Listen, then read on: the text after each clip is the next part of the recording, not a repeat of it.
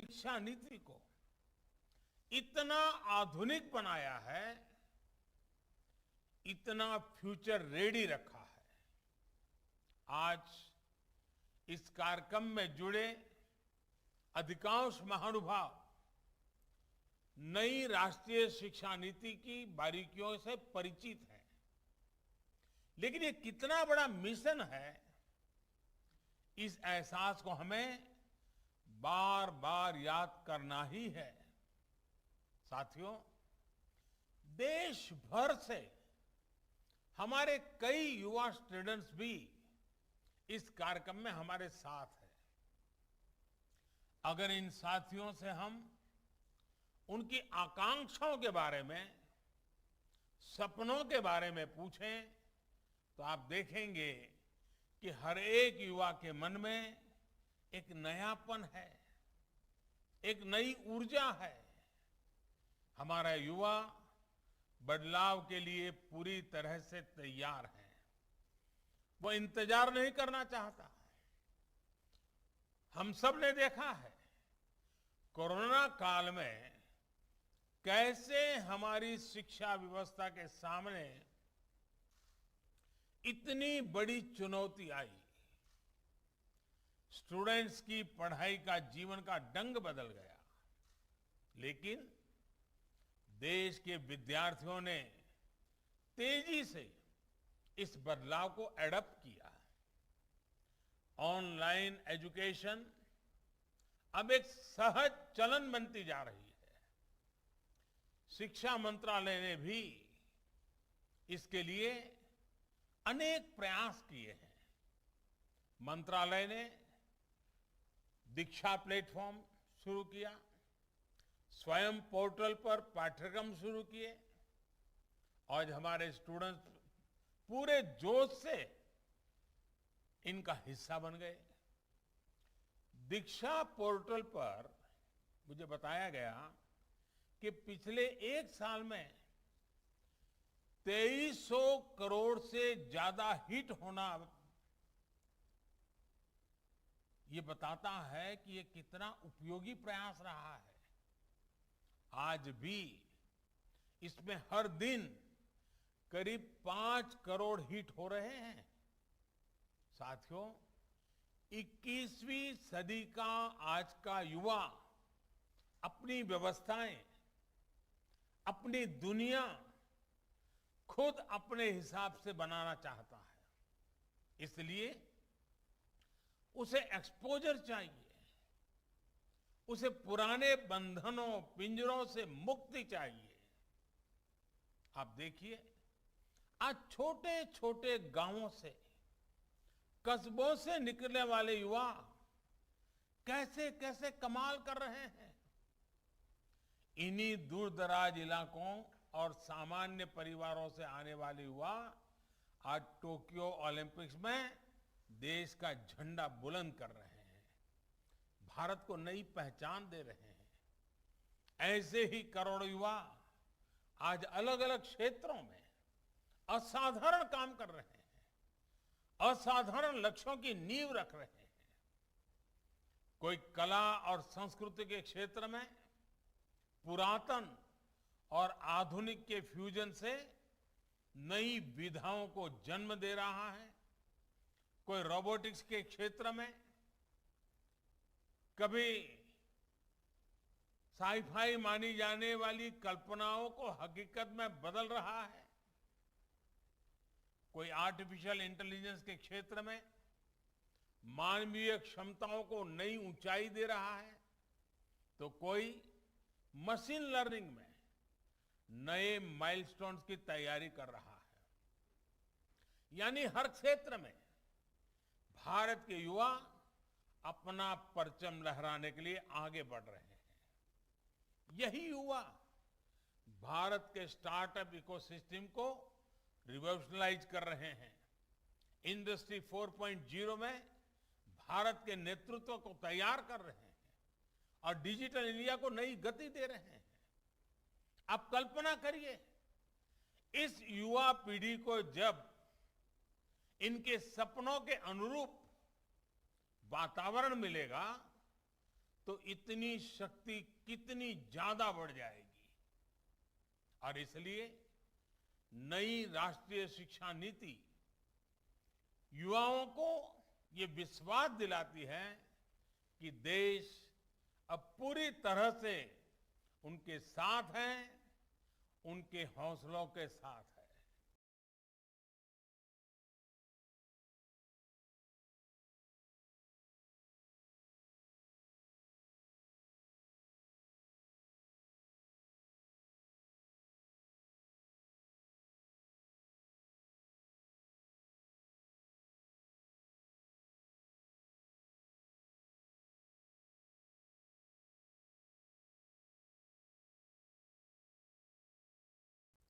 जिस दिशा में भी सोचना चाहे, खुले आकाश में जैसे उड़ना चाहे, देश की नई शिक्षा व्यवस्था उसे वैसे ही अवसर उपलब्ध कराएगी। साथियों, बीते एक वर्ष में आपने भी ये महसूस किया होगा कि राष्ट्रीय शिक्षा नीति को इसने स्टूडेंट्स को एक ही क्लास और एक ही कोर्स में जकड़े रहने की मजबूरी से मुक्त कर दिया है। आधुनिक टेक्नोलॉजी पर आधारित एकेडमिक बैंक ऑफ क्रेडिट, इस सिस्टम से इस दिशा में स्टूडेंट्स के लिए रिवॉल्यूशनरी चेंज आने वाला है।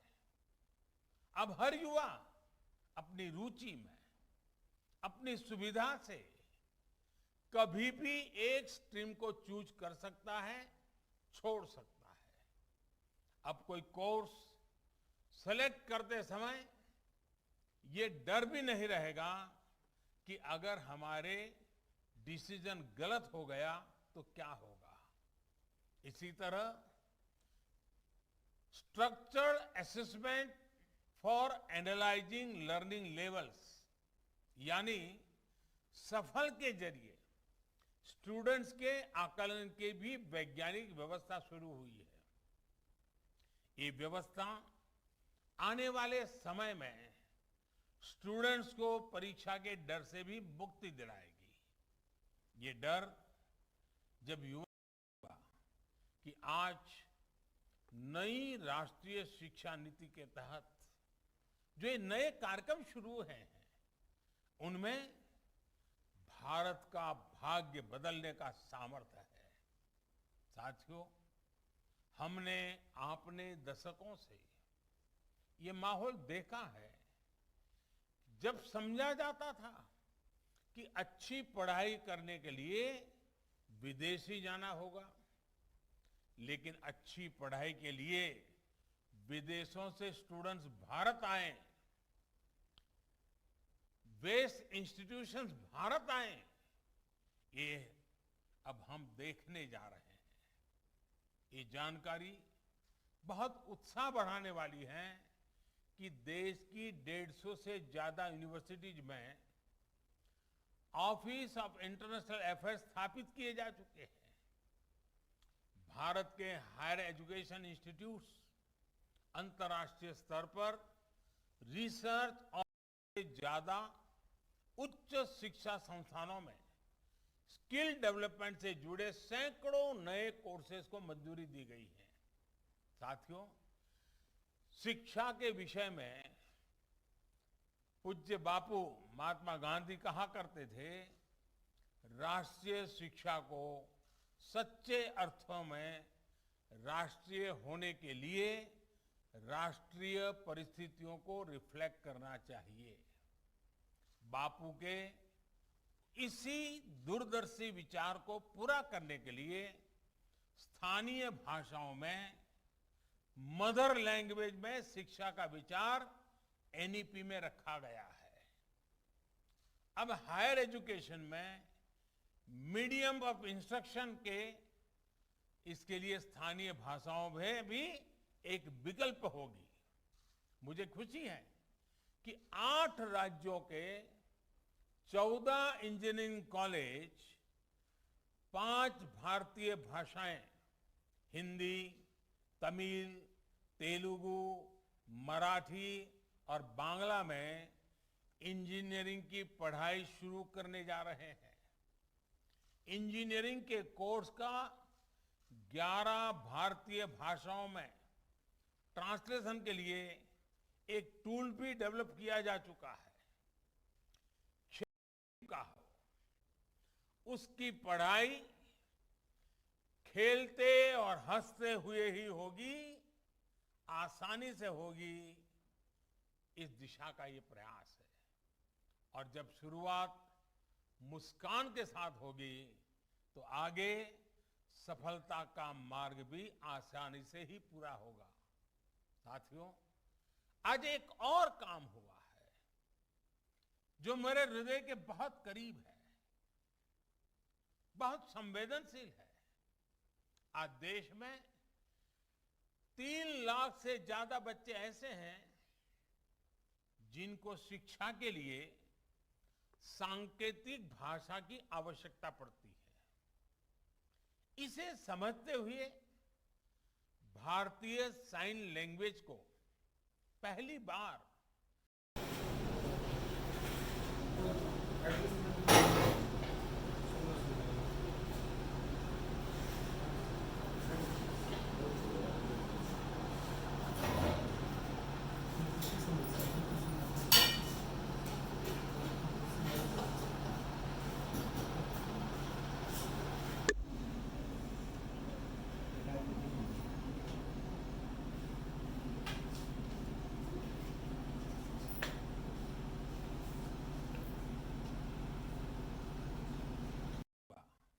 कि आज नई राष्ट्रीय शिक्षा नीति के तहत जो ये नए कार्यक्रम शुरू हैं, उनमें भारत का भाग्य बदलने का सामर्थ्य है।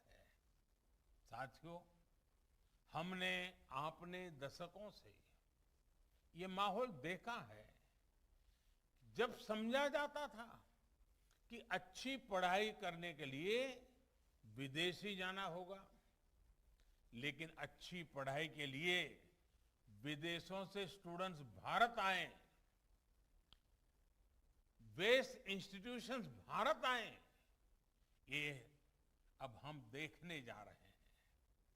ये जानकारी बहुत उत्साह बढ़ाने वाली है कि देश की 150 से ज्यादा यूनिवर्सिटीज में ऑफिस ऑफ इंटरनेशनल अफेयर्स स्थापित किए जा चुके हैं।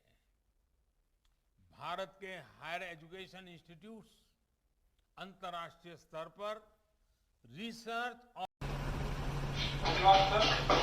आदरणीय प्रधानमंत्री महोदय, आपकी अनुमति से राष्ट्रीय शिक्षा नीति के अंतर्गत 2020 को भारत सरकार 34 वर्षों के अंतराल के बाद एक नई राष्ट्रीय शिक्षा नीति लेकर आई। उद्देश्य था नई पीढ़ी को नई सदी की मांग के अनुरूप योग्य बनाना।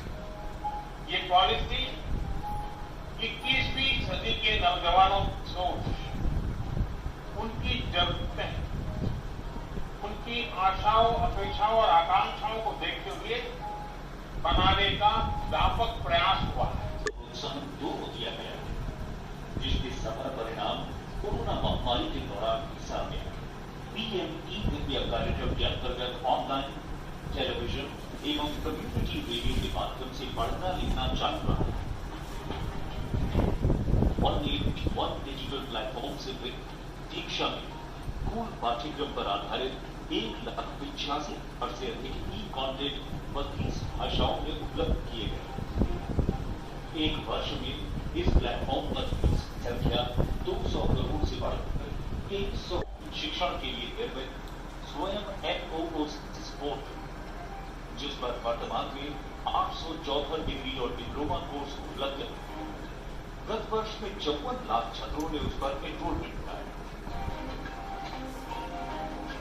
इस नई नीति से भारत में पढ़ने आए विदेशी बच्चों को भी हमारी सुदृढ़ व्यवस्था का लाभ मिला है।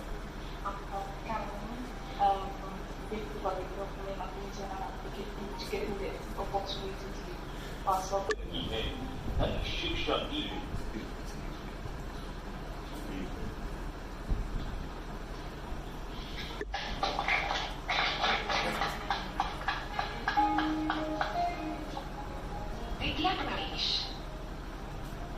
कक्षा 1 की तैयारी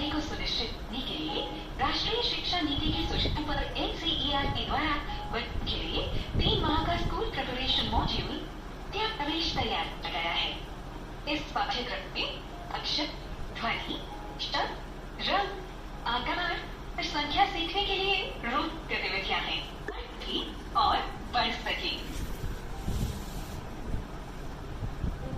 इंडियन साइन लैंग्वेज।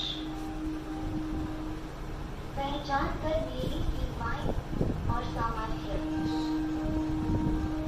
किताब और अधिगम सामग्री अब उपलब्ध है भारतीय भाषाओं के समक्ष, भारतीय सांकेतिक भाषा में और ट्रांसफर करने की व्यवस्था में हमें मार्गदर्शन प्रदान करने हेतु उपस्थित देश की लोकप्रिय जनता हमारे माननीय प्रधानमंत्री नरेंद्र मोदी जी,